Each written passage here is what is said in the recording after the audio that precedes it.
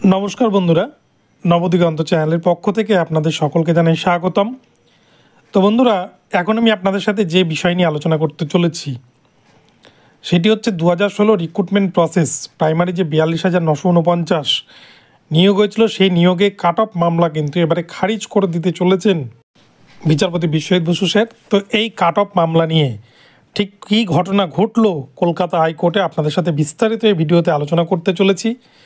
আপনারা সম্পূর্ণ ভিডিওটি দেখুন, ভিডিওটি আপনাদের জন্য ভীষণ ইনফরমেটিভ হতে চলেছে।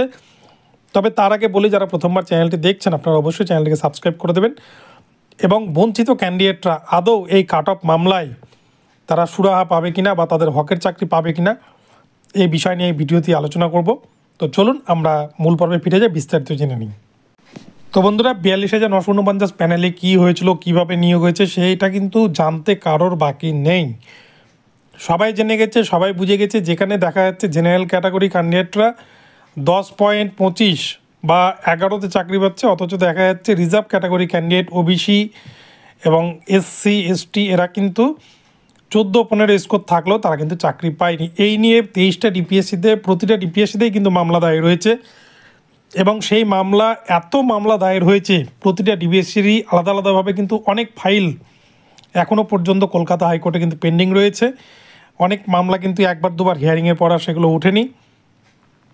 তো এই মামলায় আমরা এর আগেও দেখেছি বিচারপতি বিশ্বজিৎ বসু তিনি কিন্তু অনেক কাট অফ মামলা খারিজ করে দিয়েছেন 42,949-এর। তো এই মামলার ক্ষেত্রে তিনি গুরুত্বপূর্ণ মন্তব্য করেছেন যে মুর্শিদাবাদ ডিপিএসসির একটি মামলা ছিল কাট অফ মামলা, যেখানে দেখা যাচ্ছে যে পিটিশনারদের কাট অফ যারা চাকরি পেয়েছে তাদের লাস্ট কাট অফের থেকে অনেক বেশি থাকলেও তারা চাকরি পায়নি রিজার্ভ ক্যাটাগরি ক্যান্ডিডেট বলে। সেক্ষেত্রে এস বাসুরাই কোম্পানি একটা ভুল করেছিল, তারা জানতো না যে রিজার্ভ ক্যাটাগরি ক্যান্ডিডেটদেরকে আগে চাকরি দিতে হয়, আগে প্যানেলে রাখতে হয়, আর সেই ভুলের জন্য কিন্তু রিজার্ভ ক্যাটাগরি ক্যান্ডিডেটরা আজও বাসুল গুনছে। তো যাই হোক, পিটিশনারদের তরফ থেকে কিন্তু এই বিষয়গুলো তুলে ধরা হয়, কিন্তু বিচারপতি বিশ্বজিৎ বসু স্যার তিনি কিন্তু পরিষ্কার বলেন, আপনারা 8 বছর পরে কেন মামলা দায়ের করতে এসেছেন? এই যে ডিলে অফ কন্ডোনেশন, এই যে এতগুলো সময় এতদিন পরে কেন মামলা করতে আসছেন, মামলার যৌক্তিকতা কী, এই নিয়ে কিন্তু তিনি প্রশ্ন তোলেন। তিনি কোনো কথাই শুনতে চাননি, তিনি শুধু একটাই প্রশ্ন করেছেন, আপনারা এতদিন পরে কেন মামলা করতে আসলেন? তো এই জায়গায় দাঁড়িয়ে এই মামলাটি কিন্তু আবার পরবর্তী দিনের জন্য রেখে দেওয়া হয়। তো পরবর্তী দিন কিন্তু এই মামলা খুব সম্ভবত খারিজ করে দেবেন বিচারপতি, কেননা ওনার কথা থেকে কিন্তু এরকমই বোঝা গিয়েছে যে এতদিন পরে মামলা করার দরুন তিনি মামলাটিকে সেভাবে কিন্তু গুরুত্ব দিচ্ছেন না, যেহেতু এতটা সময় পেরিয়ে গিয়েছে, তারপরে দুটোর সিলেকশন প্রসেস কমপ্লিট হয়ে গেছে। তো এই হচ্ছে আপডেট।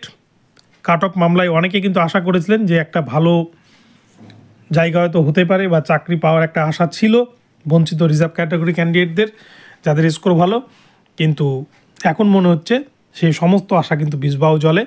তো আপনাদেরকে আপডেটটি জানালাম, ভিডিওটি ভালো লাগলে চ্যানেলটিকে সাবস্ক্রাইব করে দেবেন।